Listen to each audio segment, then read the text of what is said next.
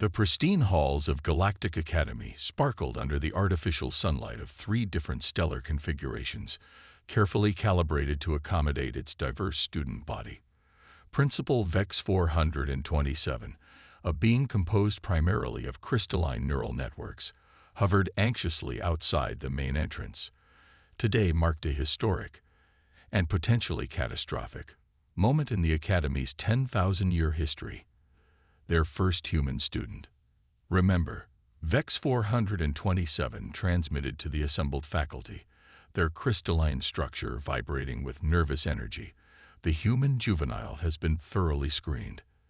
Despite originating from a Class 12 Deathworld, James Harrison has passed all safety protocols. The faculty's collective anxiety manifested in various ways. Luminescent teachers dimmed, gaseous instructors compressed themselves, and several silicon-based educators partially crystallized.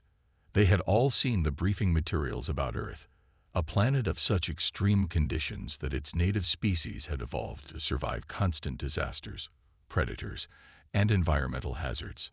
A standard transport pod descended from the upper atmosphere, its protective shields glowing softly. The assembled faculty instinctively backed away as the pod's door slid open with a gentle hiss. Out stepped a figure that, despite the warnings and briefings, still shocked them with its solid, dense appearance. James Harrison, age 16 by Earth standards, stood at what he considered an average height, but appeared imposingly tall to most of the faculty. His bipedal stance, internal skeleton, and muscle-wrapped frame marked him instantly as something alien to their experience. He smiled, unknowingly displaying what many species considered a threat display. "Good morning," James said, his voice carrying easily across the courtyard. "Thank you for accepting me into your school." Several of the more sensitive faculty members flinched at the volume, used to more subtle forms of communication. Principal Vex 427 advanced cautiously, their crystalline form refracting the light in what they hoped was a welcoming pattern. "Welcome, Student Harrison. We have prepared for your arrival." They gestured toward the entrance with a carefully controlled energy tendril. "Your first class begins shortly." James followed the principal inside, trying to walk as softly as possible after noticing how his footsteps seemed to disturb some of the more delicate faculty members. The hallways were filled with students of various species, all of whom quickly pressed themselves against the walls as he passed. His first class was Xenobiology, taught by Professor Znex, a gaseous entity who had to maintain a special containment field to interact with solid matter. James took his seat at a specially reinforced desk, acutely aware of the empty spaces his classmates left around him. "Today," Professor Znex announced, their voice modulated through the containment field, "we will discuss adaptation to various planetary conditions." They paused meaningfully. "Given our new arrival, perhaps we should start with Class 12 Deathworlds." James felt dozens of sensory organs focus on him. A small gelatinous student near the back actually lost cohesion for a moment. "It's not that bad," James offered, trying to sound reassuring. "Earth has lots of beautiful places." "Beautiful." A crystalline student named Kirix vibrated in disbelief. "Your planet experiences regular tectonic shifts, extreme temperature variations, and constant meteorological violence." "Well, yeah," James shrugged. "That's why we have sports and stuff. Helps us stay adapted." The entire class recoiled at the mention of voluntary physical activity. A floating student composed of interlinked energy fields raised an appendage. "Is it true that humans regularly expose themselves to harmful radiation for recreational purposes?" "You mean sunbathing?" James laughed, then quickly stopped when he saw several students pulse in alarm. "I guess we do, but it's not that harmful if you're careful. Plus, we need some sunlight for vitamin D." Professor Znex's gaseous form swirled with interest. "Fascinating. Your species actually requires radiation exposure for optimal function." The rest of the class descended into a mixture of horror and fascination as James found himself explaining basic human biology. Every answer seemed to generate more questions. Yes, humans had to regularly consume water. Yes, they slept by becoming temporarily unconscious. Yes, they maintained a constant internal temperature through homeostasis. By the time the class ended, James had noticed a subtle shift. While most students still maintained a safe distance, their fear seemed to be mixing with curiosity. Cricks even lingered after class, their crystalline structure vibrating at what James would later learn was their species' frequency for intellectual excitement. Your respiratory system, Cricks began. It processes oxygen, actual oxygen, the reactive element. James nodded. Yeah, we need it to live. Why? Fascinating. Most species consider oxygen highly dangerous. To think you actually require it. Cricks's structure sparkled with what might have been admiration. As they walked to the next class, James realized this might not be as bad as he feared. Sure, he was the only human in a school full of aliens who thought he was basically a walking disaster waiting to happen. But at least some of them were starting to see past their initial terror. Little did any of them know that gym class was next on the schedule, and that's when things would get really interesting. James stood in the academy's massive gymnasium, trying not to feel self-conscious as his new classmates kept a respectful 20-foot radius around him. The space itself was a marvel of engineering, with gravity controls, atmospheric barriers, and temperature regulation zones to accommodate the diverse student body. Coach Engsvith, a being composed of interwoven magnetic fields, floated at the center of the gym. Their form crackled with nervous energy as they addressed the class. Today's physical enhancement session will focus on adaptable movement patterns. They paused, electromagnetic field fluctuating as they regarded James, with consideration for all physiological capabilities. What exactly do you do in gym class here? James whispered to Cricks, who had cautiously crystallized nearby. Mostly non-contact particle manipulation and gravitational resistance exercises. Cricks vibrated back. Nothing too strenuous. The way they said strenuous made it sound like a terrifying concept. Coach Engsvith activated a holographic display. We'll begin with basic mobility assessment. Please demonstrate your species' standard locomotion method. One by one, students moved across the gym floor. Some floated, others oozed, a few teleported in short bursts, and several rolled in geometric patterns. When it was James's turn, he simply walked. The simple act of bipedal locomotion caused a wave of gasps. His muscular movements, the way his joints bent, the sheer mechanical efficiency of his stride. It was alien and fascinating to his classmates. Incredible, murmured a gaseous student named Helix. The way it maintains balance while deliberately falling forward and catching itself repeatedly. Those are load-bearing joints, Cricks explained to nearby students, having apparently done research after their earlier conversation. The human skeleton is internally reinforced with calcium deposits. Coach Engsvith's magnetic field pulsed with curiosity. Student Harrison, would you be willing to demonstrate your species' maximum locomotion speed? James grinned. You mean run? Sure, I can do that. He took a starting position, noting how several students backed away further. When he broke into a sprint, the reaction was immediate and dramatic. Several gaseous students dispersed in shock. Cricks vibrated so intensely they nearly shattered. Even Coach Engsvith's magnetic field fluctuated wildly. By the cosmic constants, the coach exclaimed, "You're achieving that velocity through pure mechanical force." James slowed to a stop, barely winded. Yeah, though that wasn't even my top speed. I run track back on Earth. I practice sustained high-velocity movement. A new student drifted forward, a being of pure light named Lumix. You regularly practice such intense physical exertion. Voluntarily. Well, yeah, James said. It's fun. We have lots of sports and games on Earth. They help us stay healthy, and why is everyone backing away again? The word sports had sent another wave of anxiety through the class. Coach Engsvith quickly intervened. Perhaps we should move on to individual ability demonstrations. Student Harrison, would you be comfortable showing us some basic strength capabilities? James walked over to the equipment area, looking for something familiar. He found what appeared to be a weight training setup, though it used dark matter instead of traditional weights.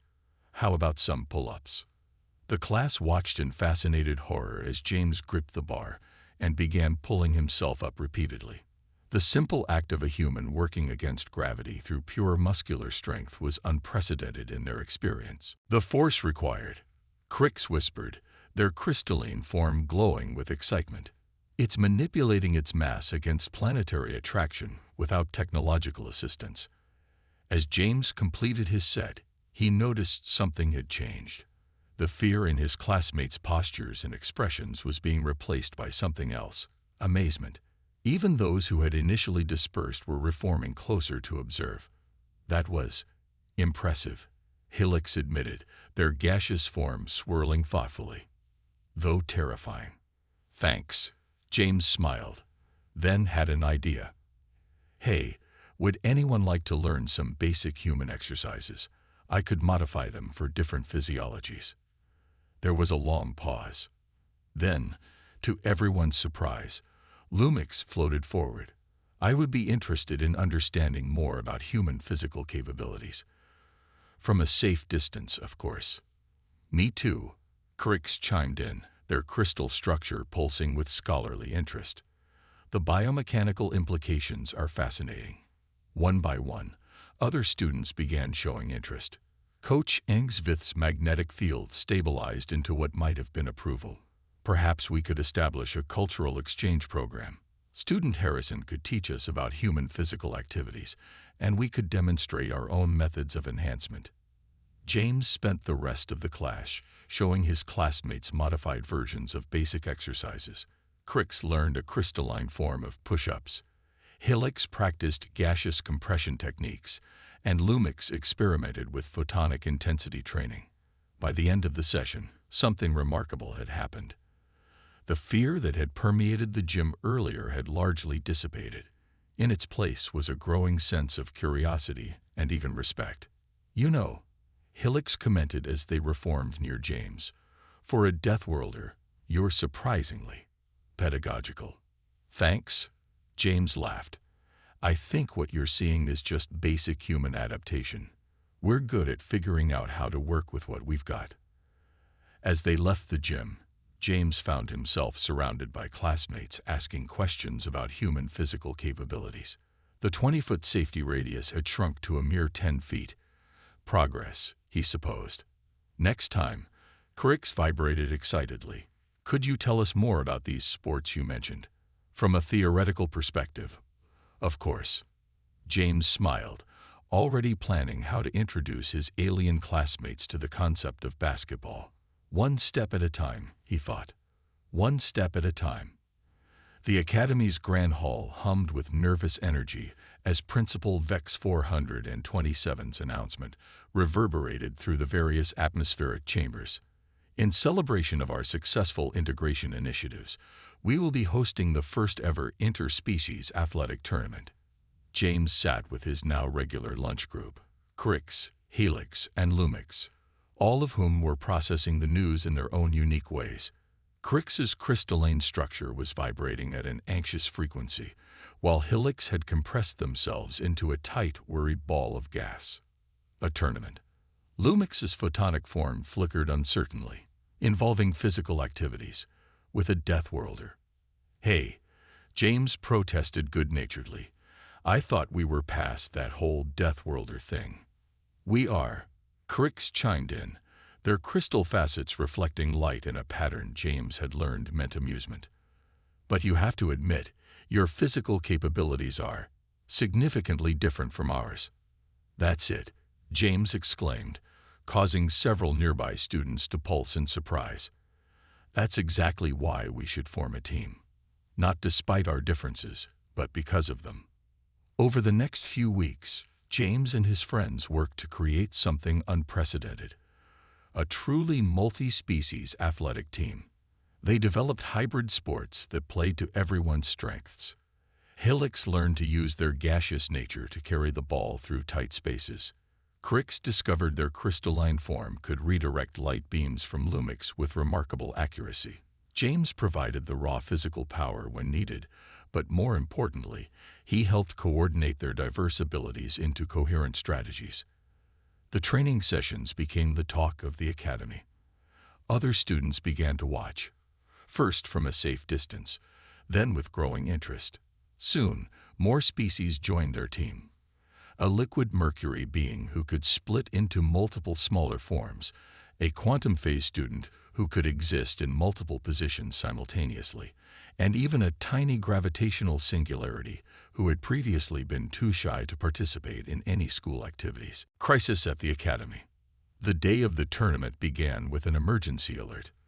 The Academy's environmental control systems were failing, threatening the carefully maintained conditions that kept its diverse student body alive. The temperature regulation chambers were the first to go, putting the more sensitive species at risk. The crystal students need cold. Principal Vex 427's voice crackled over the intercom. The plasma beings require heat. We can't maintain both without the systems. James found himself running through corridors that were rapidly becoming too hot or too cold for different species. His human adaptability, the very thing that had initially terrified his classmates, suddenly became their greatest asset. "Cricks!" he shouted, finding his friend beginning to crack in the rising heat. Without hesitation, he lifted the crystalline being and rushed them toward one of the emergency cooling units. His heat-resistant biology allowed him to move through areas that would have damaged other species. Working with Helix and Lumix, James helped coordinate a rescue effort. His team's experience working together in their hybrid sports proved invaluable. They had learned each other's limitations and capabilities, knowing exactly how to complement one another's strengths. Breaking barriers. In the aftermath of the crisis, the tournament took on a new meaning. It was no longer just about competition. It became a celebration of their differences and how they had learned to work together. The team that had formed around James demonstrated their hybrid sport to the whole school. They called it Cosmic Convergence, a game that required the precise coordination of multiple species' abilities. James's running and throwing combined with Helix's gas manipulation. Crix's crystal refraction worked in perfect harmony with Lumix's light projection.